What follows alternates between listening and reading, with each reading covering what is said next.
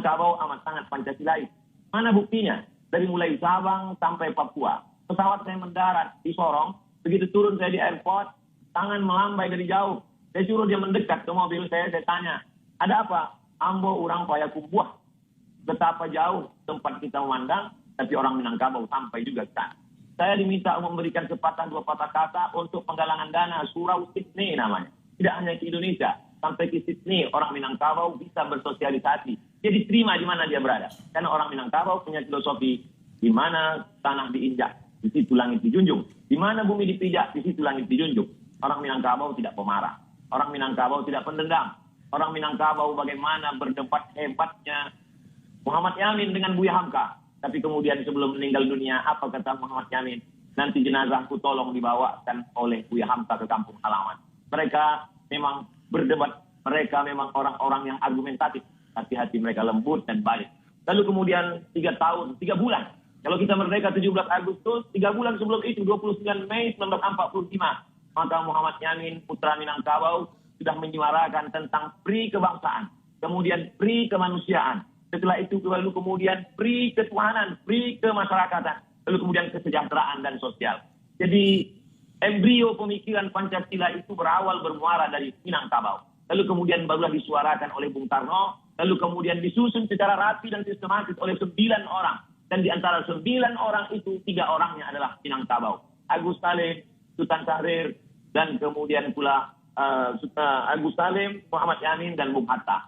Kalau 9 orang ada 3 orang Minangkabau, maka sesungguhnya Minangkabau mewarnai setiap gerak langkah pemikiran orang Indonesia.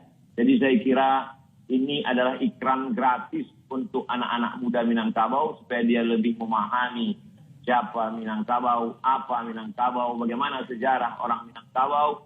Saya menganggap di balik ini semua tentu Ustadz selalu berkata ada hikmahnya, tapi tentu juga di sana ada pelajaran berharga. Man takallama faqad arada aqlahu 'alan nas.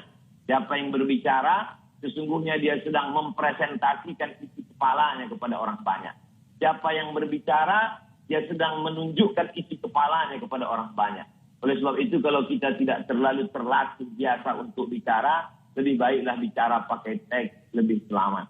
Karena kita pun memang sudah terbiasa berbicara pakai teks dari dulu sampai sekarang.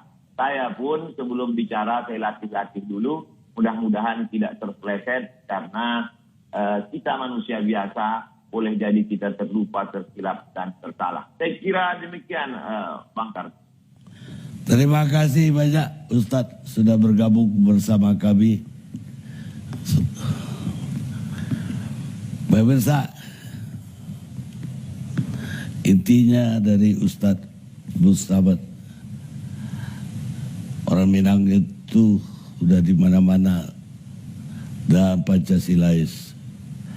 Karena filosofinya, di mana bumi dipijak, di situ langit dijunjung, di situ pula ranting dipatah. Maksudnya di bumi yang dipijak itu adatnya kita pakai. Karena itulah orang Minang, kalau dia udah lahir di Aceh, dia lama-lama mengatakan dia orang Aceh, bukan orang Minang lagi. Dia lahir di Palembang, dia akan bilang dia orang Palembang. Dia lahir di Ambon, dia akan mengatakan dia orang Ambon. Jadi sebetulnya orang Minang itu adalah orang Indonesia. Kita lihat sejenak.